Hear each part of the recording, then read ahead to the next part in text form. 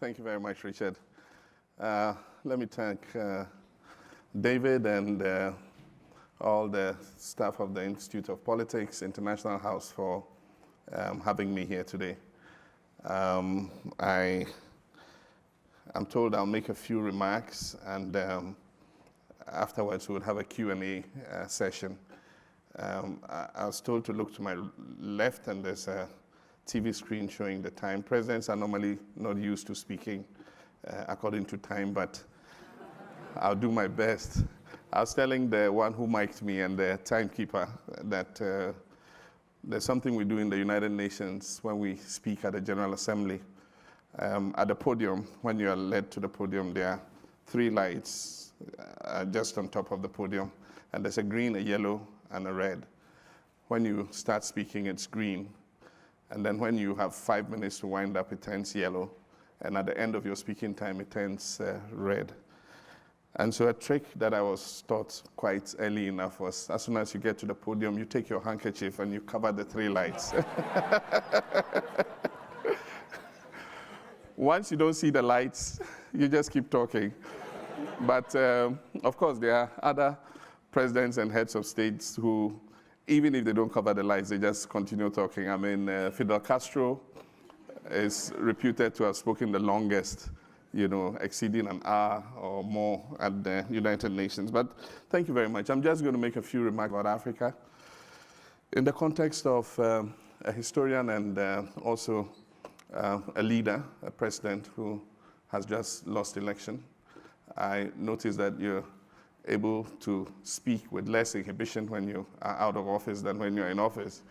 You can put away a bit of the diplomacy, and so I hope I'll make a few remarks that open up, your understanding of the African continent some more. Africa has suffered from a negative narrative for a very long time, and especially in the West, if people, have a perception of Africa, it is shaped based on conflict, famine, and if there's anything positive, then it's about safari, elephants, lions, and stuff like that. But post-independence, Africa has gone through several periods, and I'll just try and put it in context. We had the liberation period, and my country, Ghana, was the first to achieve independence from colonial rule, British colonial rule. And afterwards, Ghana became the headquarters for spearheading the fight against colonialism. And so many of the freedom fighters who eventually led their countries to independence, found refuge in Ghana. Many of them carried Ghanaian diplomatic passports to grant them immunity, from persecution in other parts of the world. And so eventually, Africa got liberated. And then we had the post-independence governments. Most of the leaders who led the liberation struggle converted into the presidents and heads of state of their country.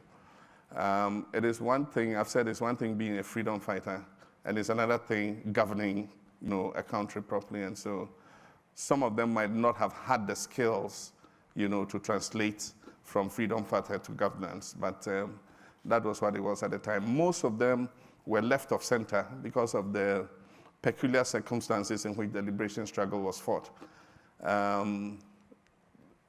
The United Soviet Socialist Republics, USSR at the time, was a major champion of many of the liberation movements in Africa and contributed both financially and in terms of weapons and arms, especially to organizations like the ANC in the fight against apartheid. And so post-independence, the economic model that naturally most of these independent African countries adopted was a left-of-center socialist model. And it was based on state-run enterprises. My country was a typical example. Everything was run by the state. And so we had bakeries that were run by the state. State Transport Corporation provided transport if you wanted to travel from one part of the country. Ghana National Trading Corporation sold from washing soap to, candies and ice creams and everything, toffees. You had State Insurance Company. You had Gihok distilleries. If you wanted to have a cognac, it was blended by the state distillery. I mean, everything was state-owned. And so the private sector and market, participation of the market was not actually encouraged. And so that was one aspect of, post-independence Africa. And then it swung to the other end. From about the 80s to the 90s, again championed by my country, Ghana, we started structural adjustment programs and economic recovery. And international financial institutions, started to work with us to try and bring the economics back onto a path of growth. And so we went to the other extreme. Subsidies were taken away, and the market was made to perform, better. And so the state withdrew from a lot of businesses. Enterprises that belonged to the state were sold to the private sector. And so there was more privatization and more of the market place in our economies. Now, what this did was that it created a new class of poor people, because in operating, in carrying out market reforms, not everybody is able to compete. And so we had a new class of vulnerable people. Subsidies were withdrawn from agriculture, and so many medium to large-scale farms collapsed, and it was left with peasant and subsistence agriculture. Now, in this period, if you compare the two, it meant that you couldn't have absolutely state-run enterprises, dictating, and at the same time, you couldn't have just the market dictating relations between the various classes of society. And so we came to the realization that, yes, use the market in order that you can stimulate economic growth, but at the same time, let the state intervene so that the fruits of that growth are shared equally across the class strata. And so currently we have a mixed economy that, makes a response to the market, but at the same time, together with the international financial institutions, they also have gone through a long learning curve. They accept that we must have social protection policies that cushion the poor and vulnerable who lose out and do not benefit from growth. And so in Ghana, we have several social protection policies that are very helpful. One is the national, and I know that's topical here too, the National Health Insurance Scheme.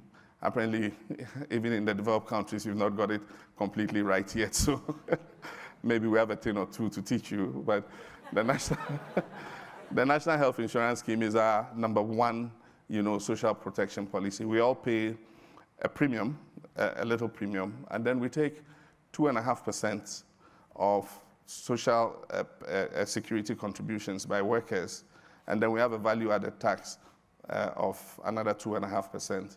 And all this goes into the fund to fund the National Health Insurance. We have the Livelihood Empowerment Against Poverty, where we've mapped out the 150,000 poorest households in Ghana, and we give direct cash grants to these households so that they're able to send the children to school, they're able to register on the health insurance and give good care to the children in the event that they are sick. And they're able to also invest in small enterprises to be able to raise an income for the family.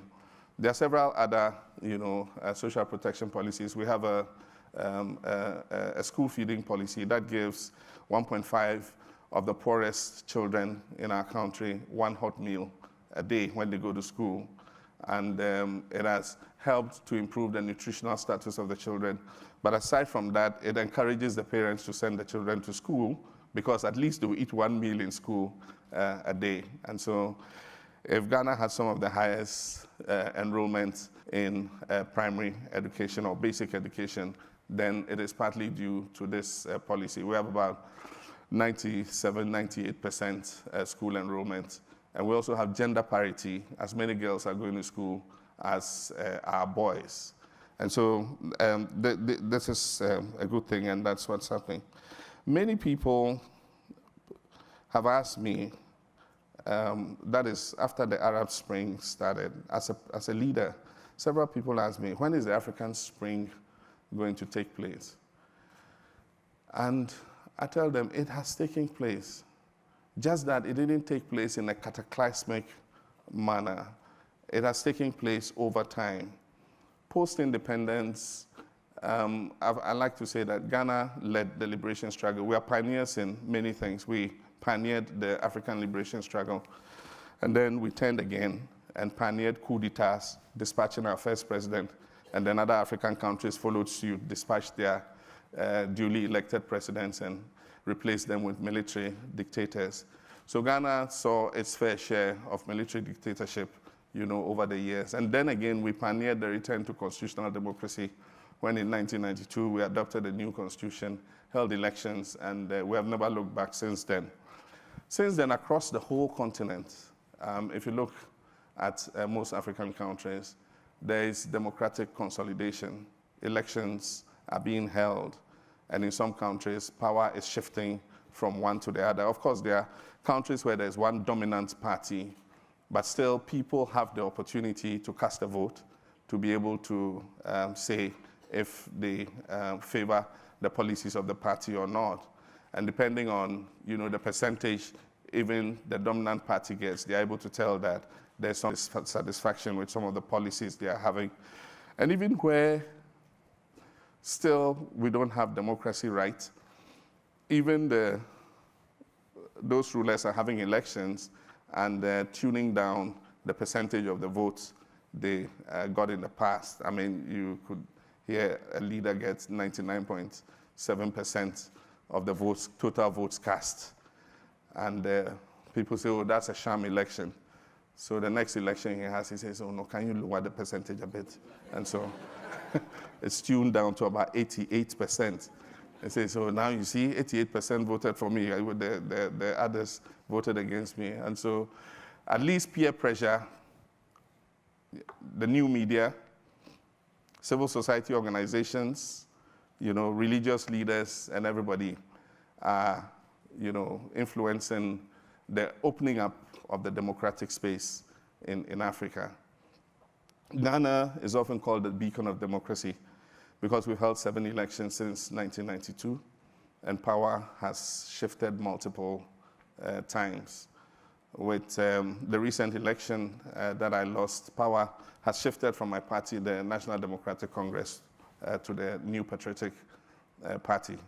And so that's happening. Africa is beginning to reap what I call the democratic dividend, because everything else is built on peace and stability.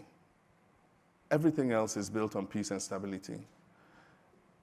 And the only way you can ensure peace and stability is if people are able to participate in the way they are governed, if people have a say in the way they are governed. And so opening the democratic space is the first positive step that Africa needs to take and consolidate that democracy in order that we can build all the other positives on top of democratic consolidation. And so since 1992, Ghana's economy has grown positively. Before that, in many cases, the economy used to contract. But on the average, since 1992, we've grown at 6%. We recognize that we need to accelerate economic growth in order that we can keep at pace with the changing demographic, that is the growing population. But I think that Ghana is on the right track. I think many African countries are on the right track. Cote d'Ivoire last year grew at 9%, which is fantastic. There are many other countries growing at a neck-break speed. Indeed, a few years ago, among the top 10 fastest growing countries in the world, 6 of them were in Africa. And so it shows that something positive is happening on the continent. And it's not just the famine and the conflict in a few places. Indeed, some of those conflicts are actually senseless. And I speak particularly of South Sudan. It's the youngest country in the world. It was birthed with a lot of goodwill. Everybody, had best wishes for South Sudan's progress. And the conflict that is taking place there, because of the ego of 2 leaders, it's just unimaginable. I said in jest in Harvard that maybe we just have to send some commandos in and kidnap both of them and take them out of the country and let the country have some peace, you know. But of course, I think the solutions need a little more patience, and we need to continue to intervene to see how we can change things. After I lost the election, I was quickly bundled off and added to a mediation team to go to Gambia, because the president there, after the 1st December elections, had called and congratulated his opponent who had won the elections. And then a week after he had congratulated him, he recanted his concession and said, you know, he wanted a rerun of the election. It was a very dicey situation. And I joined 3 other heads of state to go and see how we could resolve it. And like I said in my last lecture, I'm sure that I was added to the team as a good example to him. I had also lost an election, and so if he saw me, he would realize that, you know, it was not him alone, and others who had lost an election, and losing an election is not the end of the world, you know. And so we went, we spoke with him, and I knew that's why I was added, so I did my pitch. I said, oh, well, you know, we could do good things together as ex-presidents and all that. Of course, he didn't agree with me. And so eventually, ECOWAS had to use a carrot and stick approach. You know, we did 2 mediation missions. They were successful. At least we spoke to the opposition. We spoke to him, even though he didn't accept to let go power. We reported back to ECOWAS, and then ECOWAS sent in a multinational force with the intention of showing that ECOWAS was determined to go the full hog if he didn't hand over power. And so the force was stationed just outside Banjul, which is the capital. And then a new mediation team of 2 people, President Condé and President Condé of Guinea and President Aziz of Mauritania, were sent to do the final negotiation. And realizing the determination of ECOWAS to ensure that the will of the Gambian people was upheld, he eventually agreed and handed over power and left the country. And so the new government is settling in, and they are doing the things that are necessary to heal the nation. I believe they'll set up a Truth and Reconciliation Commission. And also last week, we were all very happy when they announced that there's nobody detained in a Gambian prison for political reasons. They freed all political prisoners, and so that's a positive thing. Africa has challenges, and one of the challenges I'll mention is both a positive, that is if we take advantage of it, or it could be a serious ticking time bomb if we're not able to take advantage of it. And that is Africa's population growth rate. We currently are estimated at 1.2 billion people on the continent. And even though birth rates and fertility rates are falling, population like a train does not break at once. It takes a long distance before it comes to a stop. And so Africa's population is slowing, it's increasing, but it's not slowing as fast as it should. And so it's believed that in the next few decades, we would have 2 billion people on the continent. How we are able to guarantee food security for 2 billion people, how we're able to prevent destruction of the environment by the sheer numbers on the continent. You have people, if people continue to live in poverty, it means they're going to continue to use fuel as cooking, wood as cooking fuel. And so what will be the effect on the environment? What is going to be the issue with availability of fresh water? These are all things that we need to look at. And to compound the demographic issue, you also have the issue of climate change. And let nobody tell you different. Climate change is real. We're living it in Africa. Climate change is real.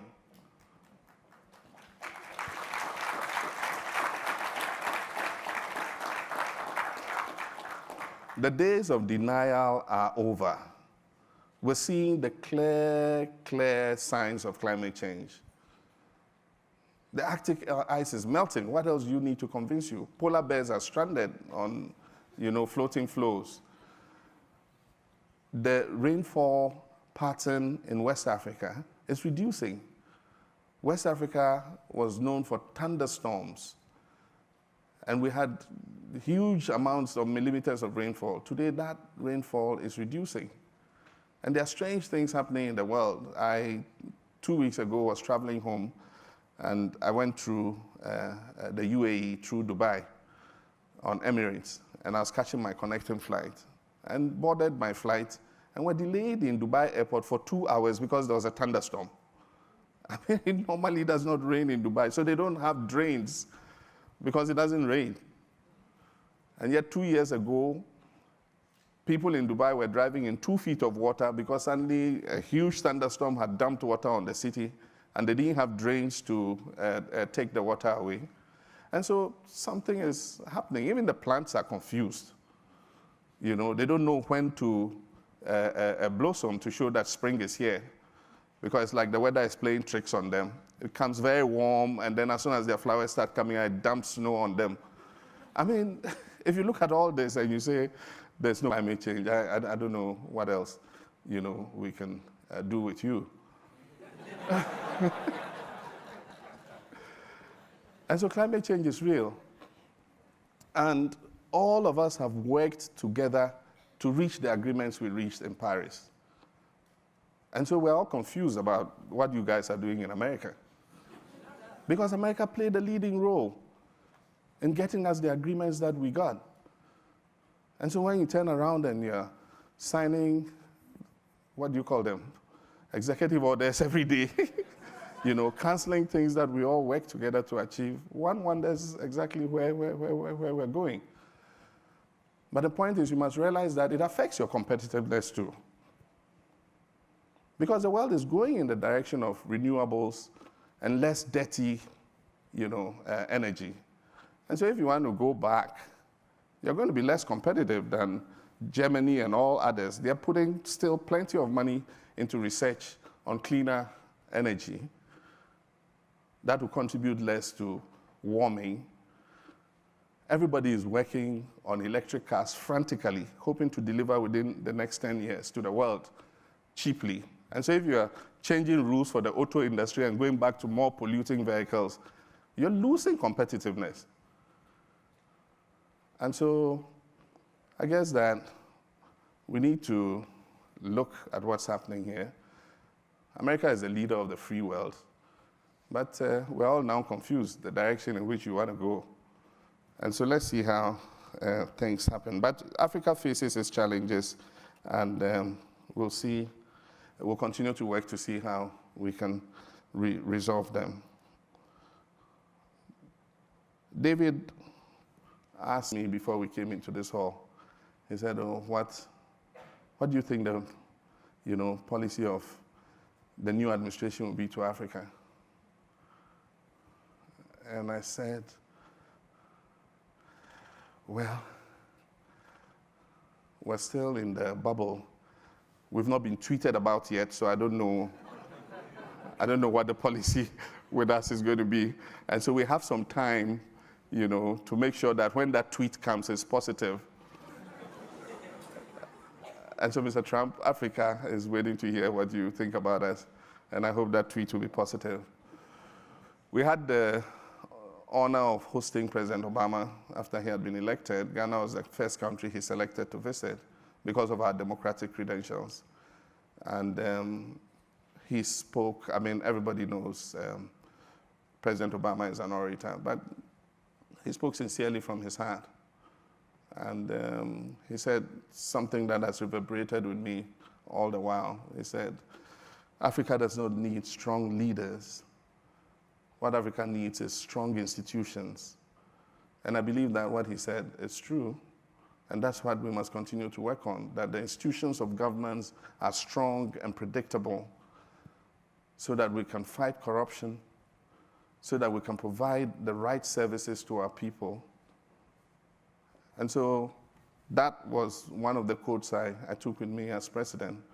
And it's my hope that in other countries we'll continue to follow to strengthen the institutions.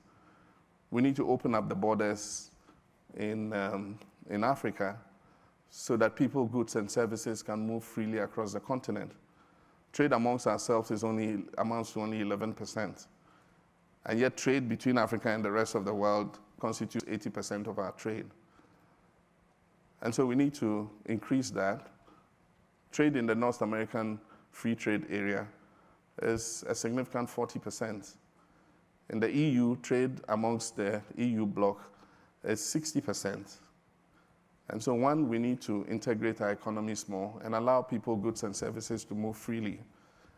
One of the actions that I took that I stand proud of is that before I left office last year in July,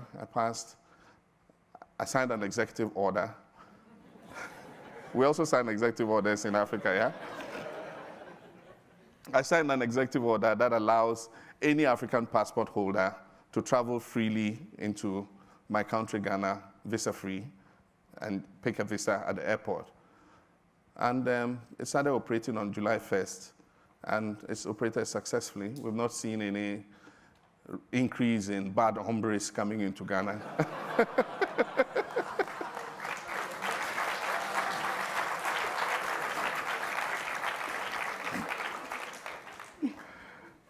And so I think we must think again. I like something that was said on Fareed Zakaria's program, GPS. He said that the glue that holds the world together is becoming undone. There's a certain sense of xenophobia sweeping across. We're trying to wall ourselves in and isolate ourselves. We worked for a long time to achieve a fair trade agreement in the world, and we want to undo it and introduce border taxes and all that. I wish to believe it's a passing fad and that it will blow over and we'll wake up to the fact that all of us were put on this planet together and none of us can live in isolation. You cannot build a wall around yourselves. I was president and chairman of the Economic Community of West African States when the Ebola outbreak occurred in West Africa. Ebola did not affect my country. There wasn't a single case we suffered in my country. And yet 3 cases occurred here in the United States. The infection jumped across the Atlantic into the United States. And so nobody is isolated from the rest of the world. And the more we work to ensure that things are better outside our country, the better it is for all of us. I gave Ghana as the staging post for the fight against Ebola. And a lot of my countrymen were upset. Why do you endanger our lives like that? And I said, if we don't get Ebola under control quickly enough, whatever we do, eventually it will arrive on our shores. And so Ghana was used as the staging post. The international response was quick and effective. President Obama released 5,000 American troops and paramedicals to join in the fight against Ebola. They built isolation centers, wards, and everything. And that's how come we're able to conquer in the fight against Ebola. And so we live together as a humanity, each his brother's keeper. And we must continue with that spirit. Africa will do its part of the heavy lifting, but it needs the support and encouragement of the rest of the world to be able to create a better life for the people of Africa. And so I thank you very much for your attention. I'll finish this off with a very short reading from my book, My First Coup d'etat, and other stories from the lost decades of Africa. It's a short excerpt, and when I was growing up, I used to live in the city with my father and attend school in the city. But every vacation, he whisked us off to spend some time with my mother, who lived in the countryside. And some of the period that I lived in the countryside were some of my most exciting and enjoyable periods, rather than living in the city. And so I'll just read a little from the chapter titled Wild Lions and Little Boys. And it goes like this. Poaching is a serious problem in Africa, one that will find many currently unprotected animals endangered and many already endangered ones become extinct. Whereas once there were dozens of species of rhinoceros on the continent, now only 5 documented species remain.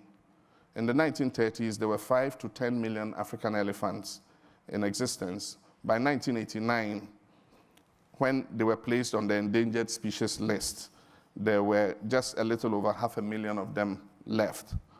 African lions are especially vulnerable because the poaching of one lion ultimately leads to the death of as many as 6 to 10 others. When the dominant male of a pride is killed, the male who then takes over as the dominant one will kill all of his predecessors' cubs. Currently, there are only about 10,000 to 15,000 free-roaming lions in Africa. A decade ago, that number was as high as 50,000. Deforestation is also a huge problem that is affecting the ability of animals to survive in their natural habitats. Only 10% of Ghana remains forested, and that figure is decreasing steadily at a rate of nearly 1.5% every year. In the days of my youth, there was only a laterite gravel road separating Damango, which is the town where my mother lived, from the Mole Game Reserve. This is a game park in the northern part of our country. There were no fences or gates or other contraptions to keep the animals in and the poachers out. But somehow the understanding of boundaries was fairly clear. When the animals violated the sanctity of that boundary, which was not very often, the consequence was death. When the poachers violated it, the consequence was imprisonment. It was even written into law. Animals found on the right side of the road were fair game, as it were, to be captured or killed by anyone who chose to do so. The instant a human crossed the road to the left side to do the killing, he officially became a poacher, and all poachers were arrested and put on trial. It is tempting for us as humans to believe that we are superior to all other creatures, and as such have the right to dominate them, if and when we so choose. Even as small boys, we believed this. We felt powerful, as though we were a force to be reckoned with, walking around with our little homemade catapults. We felt entitled to do as we wished in the narrow stretch of the village that we considered our kingdom.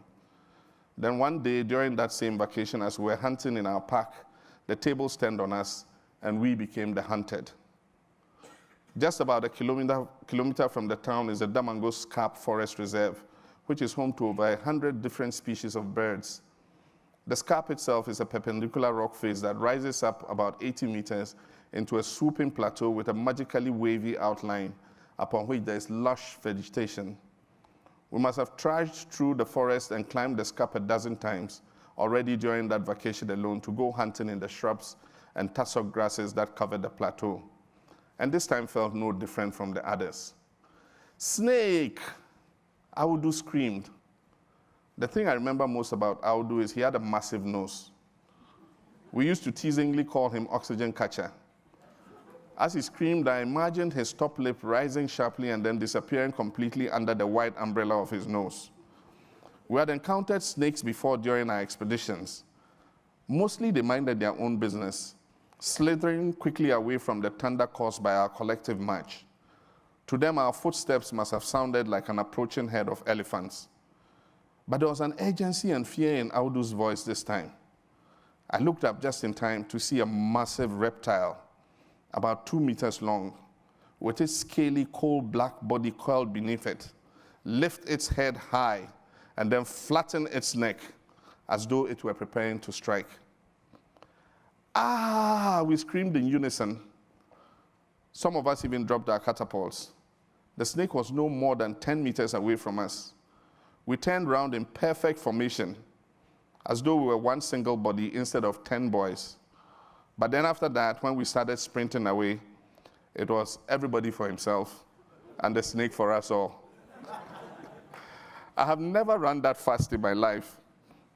It was a primal flight, as though my body were hurtling forward on its own volition. I could feel my heart pounding in my mouth, as if it were literally going to burst. The fear was palpable, like a living, breathing thing, encasing my body tighter and tighter as I progressed. As I ran through the shrubs and tussock grass, each time my leg grazed a blade or branch or leaf, it would make a rustling sound that I imagined to be the snake gaining ground on me and coming closer to its victory. It was when we arrived home, Alfred and I, Alfred was my elder brother, still running and gasping and sneaking glances behind us to see if the snake was still there, that our mother told us about the man who had been mauled the night before by a lion. She ordered us not to venture too far, or better yet, just to stay within the town, at least until the lion had been captured. After the harrowing experience we just had with the snake, we were extremely happy to oblige her.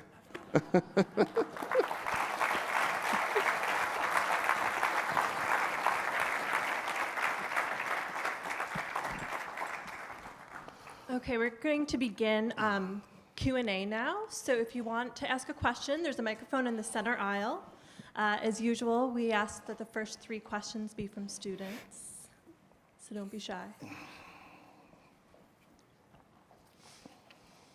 And then the way that we're going to do this, we're going to take a bundle of about 5 questions each time. And then once you ask your question, you're going to go back to your seat. And then Mr. Mahama will begin answering them. Okay. Hello, thank you so much for being here. I wanted to ask about Chinese and Ghanaian relations. Yeah. You know, there's been a lot of investment by China in West Africa, especially in Angola, where like, a few years ago, there was an 11% increase in economic growth. And so just to what extent can Ghanaian-Chinese relations and Chinese investment within Ghana speak to the economic growth within Ghana, and what is the future of Chinese and Ghanaian relations? Okay. Thank you. So my question is also related to China. And you talk about democracy dividend in some African countries, and you show your respect for democracy. I just checked on your tweet. You said that people come, people serve, and people go. That's what democracy is and what democracy should be. Yes. But institution does not just mean democracy. It also includes state capacity building and the rule of law. And people talk about Beijing model and Washington model are vying in the land of Africa. So what do you think of these 3 institutions should play out? Or more specifically, in what sequence should these 3 institutions take place in most African countries? Hello, President Mahama. I have a question about economic development and foreign direct investments, because you talk about Africa has been growing very high over the past couple of years. In the future, which industry do you think in Africa has the highest growth potential, let's say in the next 10 years? And how do you see the effect of foreign direct investments role in Africa's development? Okay. Thanks. So on a related note, I think we talk a lot, especially in America, about investment in Africa, and we think of it, the continent as a single unit. And some of your talk today has also thought about this theme of Africa as a single unit. As we think about empowering investment as opposed to sort of self-serving investment across the continent, are there ways that we should be thinking about individual countries, individual regions in sort of a different manner? Okay. Hello, thank you for speaking today. So in your book, you give acknowledgments to your father as a role model for you. And for me, my father was also a big model for what I do and what I believe in. And for him is his mother. And so one of the things that I would like to hear from you about is what kind of policies you have in place for parents in general. You talked about different social protection programs you had for children. But then I want to know what Ghana is doing for the parents as models. Okay. Thank you. I think 1, 2, 3. These are 5 questions. I'll take them and then I'll come back to you. China, and I'll talk not only of Ghana, but Africa, because I think it's the same across the whole of the continent. In the last China-Africa conference we held in South Africa, in Joburg, China pledged another $60 billion for African development. Some of the most critical infrastructure is being built with Chinese money. If you go to East Africa, a lot of the railways that are being put in, a lot of the highways, a lot of the electricity transmission grids are being put in by China. And it is helpful because it puts Africa in a position where it can attract the kind of investment that is necessary. To attract investment, both foreign and domestic investment, you need a certain level of infrastructure. You need roads to evacuate products if you put in a factory. You need ports that can ship those products out. If you have raw materials, you need to be able to bring them in. And so in that sense, I do believe that China's role is helpful. If you go to my country, Ghana, several of the highways that today link major cities and enable us to bring out agricultural products from the hinterland to the market have been built with Chinese financing. Today we have a gas processing plant that enables us to take raw gas from our offshore gas reserves, bring it onshore, process it, and supply it to our thermal electricity plants in order that we can generate enough electricity for Ghana's economic growth. That processing plant was built with a loan from China. And so I'll say that in terms of infrastructure development, yes, I think that there's something positive in what China is doing. And so if you look at that, and then you look vis-a-vis, some of the attitudes we see developing, especially in the West, where people want to cut, that kind of funding, then you don't know what vacuum is being created, into which somebody is stepping. Like I said, we all live as one global village, and we're all the same humanity. And so that ODA that is given to the State Department, which is helpful to Ghanaian farmers, USAID is doing a lot in terms of modernizing our agriculture, providing our farmers with improved seeds so that they can increase their incomes. And so they might not be doing the huge infrastructural projects, but I must say that the kind of work that USAID and others are doing in order to provide better quality health care for our people is also phenomenal. And so countries like China are expanding that assistance, especially in big infrastructural projects. And I don't think it's time to be cutting the State Department's 54 billion budget, that is doing, very critical things for humanity in other parts of the world. But there are also downsides. I won't say it's all rosy. I had a bit of a problem when I was in office because we had an influx of Chinese migrants who came into our country. There was like a gold rush, an El Dorado, and many people came and were involved in illegal gold mining. And I don't say that there was not illegal mining before, but it was done by indigenous people using primitive implements, shovels and wheelbarrows and pickaxes. But then when the influx came from China, they came with heavy earth-moving machines, excavators and bulldozers. And in a short while, the kind of damage those machines were doing was phenomenal. And so we had no option but to, deport several people who were not legally resident anyway. And I think that caused a bit of, unpleasantness between us. But I did it in our national interest. It was something I had to do.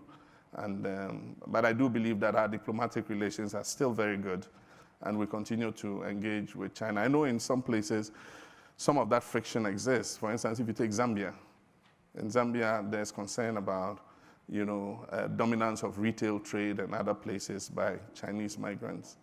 And you take some other countries, DRC, there too, you take the copper mines, you take all the mines, there are several people there, creating destruction to the environment. I wouldn't say they're only Chinese, but I mean, there are some other Asian nationals. And so that's the situation. I think that when I talk about democracy, I don't talk about it as something that should be imposed. I believe that democracy evolves, and when you become a crusader in trying to impose democracy, then sometimes you get the kind of results that we're seeing in Iraq and Libya and all those places. I believe that people must become empowered themselves to continue to expand their democratic space. And that is what happened in Ghana. In Ghana, we ourselves continue to fight to expand our democratic space until we've created a kind of democracy that suits us. But if we go around crusading and forcing people to accept democratic institutions, it won't work. And sometimes it can backfire quite badly. I've spoken to several of my friends who were very close friends to me when Gaddafi was in office. And they tell me that, I mean, it was much better under Gaddafi, and that if they had to wind the clock back. I think that the Libyans themselves should have been allowed to expand their space without the interference of the UK and France and all that. And eventually, they would have demanded more space to be able to speak their minds and be able to participate in their democracy. But like I said, institutions must be predictable, they must be strong, they must be equitable, they must not be discriminatory. I think that those are the ideals we must continue to work for. There are countries where you have a leader who has no term limits, but he's doing the things that make life decent and comfortable for his people. He might restrict freedom of speech, but it's for the people to continue to push the limits and expand that space to be able to speak freely. I don't think that anybody should go and dictate to them how they should exercise their democracy. I got a question from Harvard when I spoke at Harvard, and somebody asked me, he says, "So look, you've spoken so brilliantly about democratic consolidation. Why don't you go and tell my president, President Mugabe, that he should get out of the way?" And I said, it's not for me, it's for you Zimbabweans to fight to expand your democratic space and make sure that you get the kind of leader you want. And so yes, Ghana will continue to be a beacon showing what is possible. And I believe that in being that example, we will encourage other African countries to fight to establish the same democracy we have in Ghana. After I handed over, after losing the election, even before I handed over, when the campaign was still going on, several people came up to me and said, "What if you lose?" I said, "Well, if I lose, what's wrong?" He says, "Will you hand over?" I said, "Yes, of course. If you lose an election, what must you do? You must hand over to whoever has won it." And so it should become the norm. I mean, leaders should not be celebrated for handing over and ensuring a peaceful transition. That is what it must be. And I believe that that is what increasingly it will continue to be in Africa. Let me go quickly. In terms of investment, what industries have the potential, to make Africa economically prosperous? I believe that Africa has a comparative advantage when it comes to agriculture and agribusiness, and we should be able to leverage investment into that sector.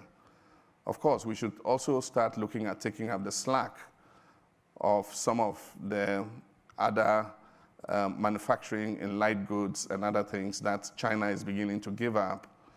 China is looking for more high-value jobs now, and so they're moving some of, the textile plants and a lot of those plants into Vietnam and other, Southeast Asian countries. Africa must be able to attract some of that, manufacturing into Africa so that we can find jobs for the increasingly youthful population. We're beginning to have a youth bulge, and we must throw up as many jobs as possible so that we don't have idle youth who become fair recruiting grounds for terrorists and other groups like that. And so that's what I believe we should do. How do you deal? There are other industries like telecommunications. And let me say that telecommunications has been driven largely by Africans in the diaspora coming back home, learning the new technology in America, and coming back home with that technology. And so when you go to Ghana and other African countries, you find that some of the data, companies dealing in data transmission and others are set up by Africans who formerly lived in the United States and other places coming back and bringing that technology home. And so today, if you see telecommunications and ICT exploding across Africa and growing at the fastest pace in Africa than the rest of the world, then a lot of it is generated by many of our relatives who've come back from the diaspora with the new technology to come and set up, these investments. And so that's one area that is going well. Regional integration is very important. I believe that for every investor, if you want to invest in manufacturing especially, or any good production of any goods and services, you prefer to have a market of 350 million people than to have a market of 27 million. Ghana is 27 million people. Nigeria is 150. Cote d'Ivoire, Ghana is 27, Cote d'Ivoire is 23 million or 24 million. But then if you put the whole of West Africa together, it's 350 million people. And so if you had a market that size and you could move goods and services freely across the borders, I think it would be a win-win for everybody. I gave the example just in a class of yours at the Harris School of Public Policy, that we have an investor like Dangote in Nigeria. He's one of the wealthiest black people with huge investments, especially in cement production. And if he had access to the whole 350 million West African market, he could produce and move cement from Nigeria to all these segments of the market. But unfortunately, because of the difficulty of moving goods across West Africa, it has compelled him to set up supplementary cement plants in other countries. And so he has to invest twice, thrice, 4 times what he would have invested in subsidiary plants if he could move those goods freely from Nigeria. And so that's one example of the hindrance that it causes and the negative restraints it puts on the growing economy of West Africa. So regional integration is a must, and we must continue to follow it. What policy do we have for parents? I think that the family is the basic unit of any country, and you ignore the family at your own peril. And so programs that allow parents to be able to take some of the burden of education and health off them, are positive things. And like I said, Ghana has one of the best national health insurance schemes. Several other African countries have come to look at our model and copy it. And I wouldn't mind if your Congress could send a team to Ghana and see how we did ours. But it's allowed us to take some of the burden off parents and be able to give affordable quality health care to them. One of the major principal focuses we need to have is on women's empowerment. Because if you empower women, their contribution to economic activity alone results in a significant jump in the economic growth numbers. And aside from that, we have more girls going to school. And all the studies have shown that when women go to school and they qualify from school, they are able to look after their children properly. And so the children don't have a high mortality rate. And so they have fewer children. They have 1, 2, 3 children they can look after. They know those children are not going to die under 5 or whatever because they're educated. They know they must send them for their vaccinations. But when a woman hasn't gone to school, she doesn't send the children for vaccinations. And so it's like a lottery. She has 7 children or 10 children, and 3 or 4 will die, and she'll still have 6 or 5 left. That is the reality. And so just educating women and empowering them, because when you empower them and they make money, they use that money to look after the family and the children.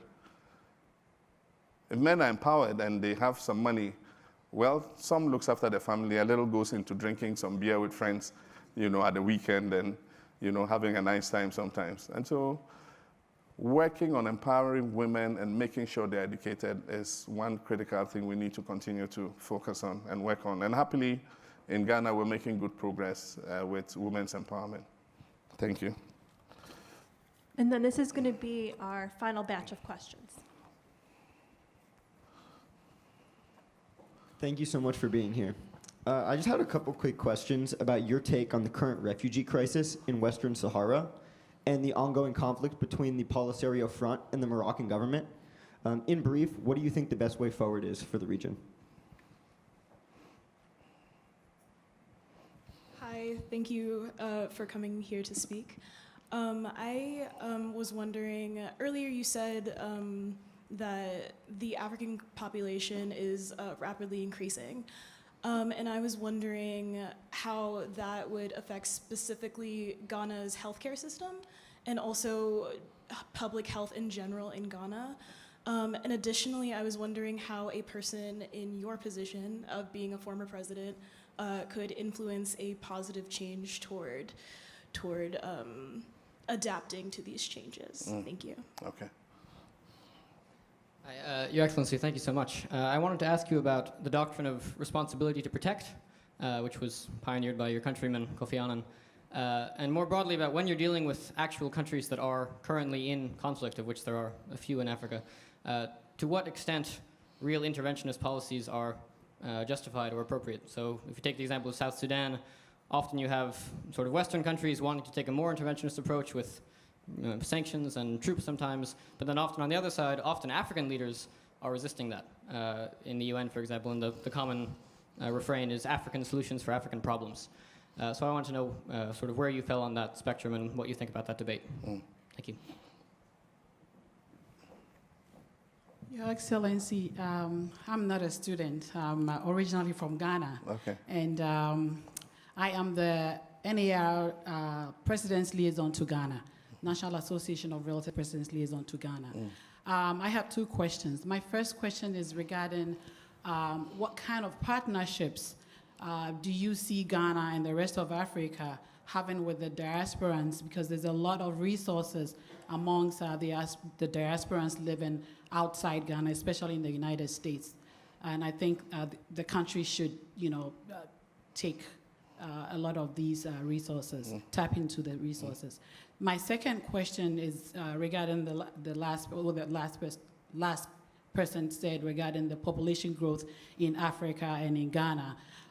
Where do you see real estate in terms of real estate, the population growth versus real estate growth in Africa? I think it's very important that we look at these two things at the same time. And I'm saying this because of the hat that I wear as the National Association of Realtors President's Liaison. I'm very concerned about the real estate in Africa. Okay. Last but not the least. So as you mentioned, Ghana has been at the vanguard of many things in Africa. One area it hasn't has been mobile money. It's taken off in East Africa and it's finally worked its way west. Why do you think that is, and what lessons do you draw from that for other nascent industries and technologies? All right, thank you very much. Let me just finish this batch quickly. Western Sahara continues to be a running sore in Africa's reputation. The conflict has lasted too long, and it looks like there's no resolution in sight.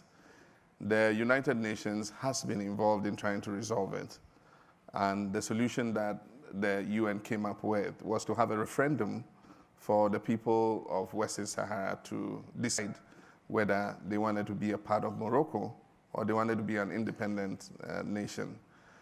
Unfortunately, that referendum has not taken place, and the whole process has gotten stuck in the corridors of the United Nations.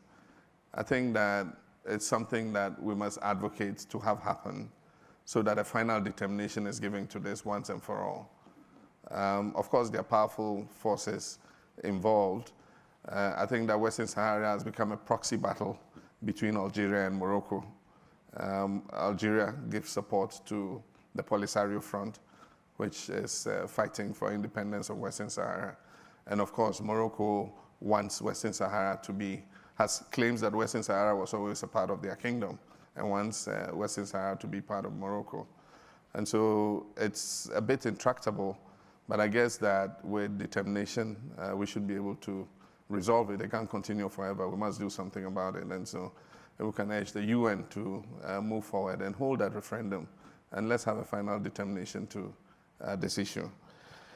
Increasing population, what effect does it have on public health? It does have an effect on public health. As president, I had to put in more health facilities to be able to cater for just the growing population. We had expanded the number of districts, political districts we have, based on the increase in population.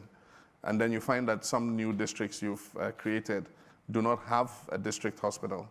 And so people have to travel long distances to be able to access healthcare. And we had created an affordable solution for healthcare and to improve access, which was a national health insurance scheme. And people had to pay a premium. But if you paid a premium, and to be able to access healthcare, you had to pay transport to travel, say, 30 kilometers to access healthcare and come back. Then it renders useless the affordable healthcare that we have provided.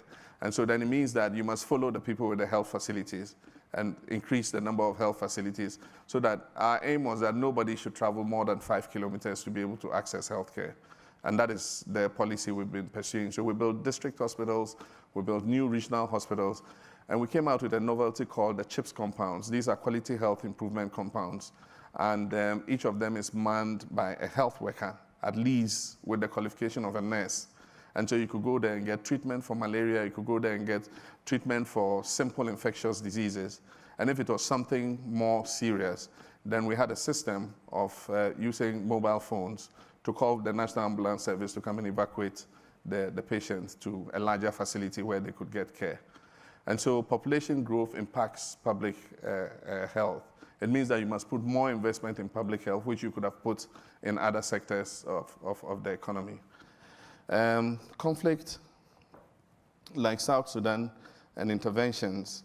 Like I said, I believe that all people want is a stable environment to be able to go about their normal way of life and be able to look after their families. That's all they want. And so the leaders have a certain responsibility to ensure that there's peace and stability. Unfortunately, South Sudan emerged, after the referendum as an independent sovereign state. And it had all the good wishes of the world. It had beautiful prospects. It's got oil and gas, and unfortunately, just a difference between the president and the vice president escalated into ethnic conflict, because the vice president comes from a different ethnic group and the president comes from a different ethnic group. And normally when conflict takes ethnic lines, run along ethnic faults, then they're more difficult to resolve. And so you cannot just go in and shoot people and resolve the conflict. You need to go beyond just strong intervention. You need to create a reconciliation between the ethnic groups and get them to accepting to live and work together again. And so even after the issue is resolved with the leadership, we must create a reconciliation that makes the two people willing to live together again. And so, yes, it's taking some time, but I believe we must put more urgency into it. The East African leaders were given the responsibility to do the mediation, and they've been doing it for a while. They reach stages where they're supposed to sign the peace agreements and things, and then some new complication comes up. But all of us as African leaders must put our shoulders to the wheel and see how we can resolve these conflicts so that our people can be able to build a life of decency and dignity for themselves.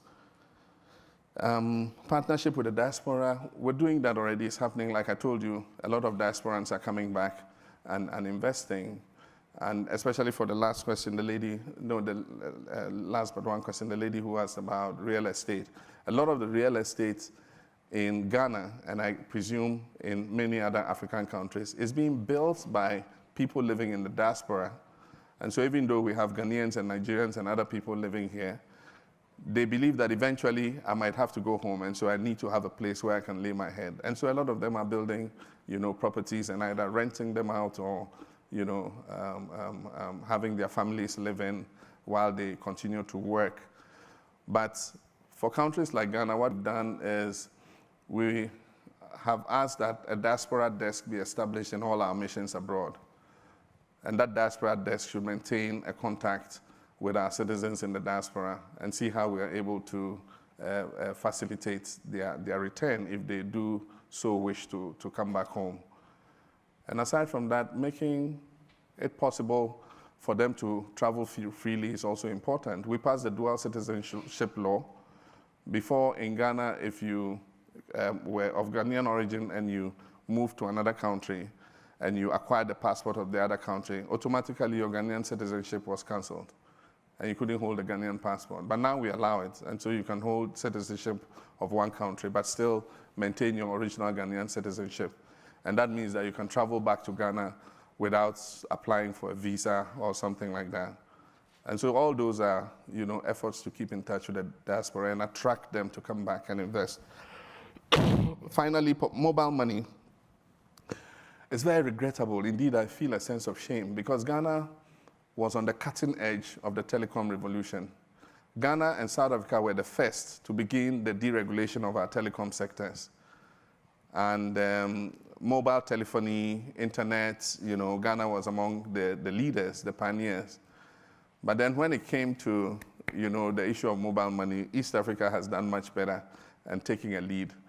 But I can assure you we're catching up.